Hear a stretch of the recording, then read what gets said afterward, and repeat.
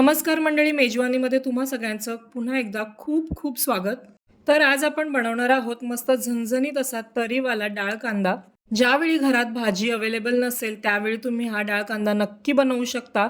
तर सगळ्यात आधी त्यासाठी मी इथे 1 वाटी चण्याची डाळ घेतलेली आहे आणि ही रात्रभर मी भिजवून घेतलेली आहे. डाळ व्यवस्थित भिजली की ती लवकर शिजली जाते. त्यानंतर इथे मी 3 मीडियम साईजचे कांदे बारीक चिरून घेतलेले आहेत. 2 लवंगा, तमालपत्र आणि दालचिनीचा तुकडा, अद्रक लसूण पेस्ट, जिरं आणि मोहरी घेतलेली आहे.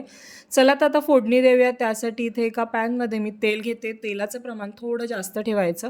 तेल गरम झालं की त्यामध्ये अख्खे मसाले घालायचे. मसाले तेलामध्ये व्यवस्थित तळून घ्यायचे म्हणजे छान असा दालचिनीचा आणि तमालपत्राचा फ्लेवर या डाळ कांद्याला येतो. तेल भरपूर गरम झालेलं आहे. यामध्ये आपण आता जिरं आणि मोहरी घालणार आहोत. तर मोहरी व्यवस्थित तडतडू द्यायची आहे, तरच फोडणी छान लागते.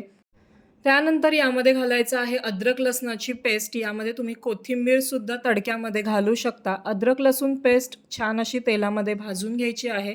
त्यानंतर यामध्ये आपण कांदा घालणार आहोत. या भाजीसाठी कांदा भरपूर लागतो, कारण यामध्ये आपण शेंगदाण्याचा कूट किंवा कोणतंही वाटण घालणार नाही आहोत. तर आता मी थोडंसं मीठ घालते वरून, म्हणजे कांदा लवकर शिजला जाईल.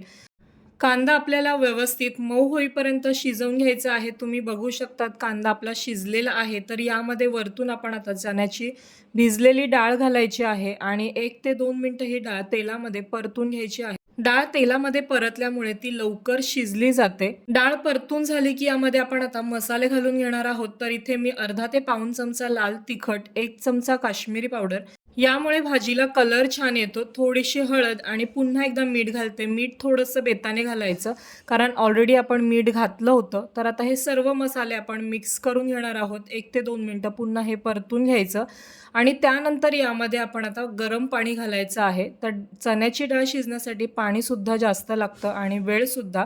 तर यावरती आता झाकण ठेवायचं आणि 15 ते 20 मिनिटं ही डाळ शिजवून घ्यायची. 15 मिनिटानंतर आपण एकदा चेक करूयात. तुम्ही बघू शकतात मस्त अशी लाल तरी आलेली आहे आणि डाळसुद्धा मिळून आलेली आहे. डाळ कांदा छान मिळून आलाय. तर एकदा आपण चेक करूयात चण्याची डाळ शिजली आहे का ते. तुम्ही बघू शकतात डाळ मस्त मऊ शिजलेली आहे. तर आता वरतून भरपूर कोथिंबीर घालायची. हे सगळं मिक्स करूयात. एकाच मिनिटभर उकळी काढा, नाही तर गॅस बंद केला तरीसुद्धा चालू शकतं.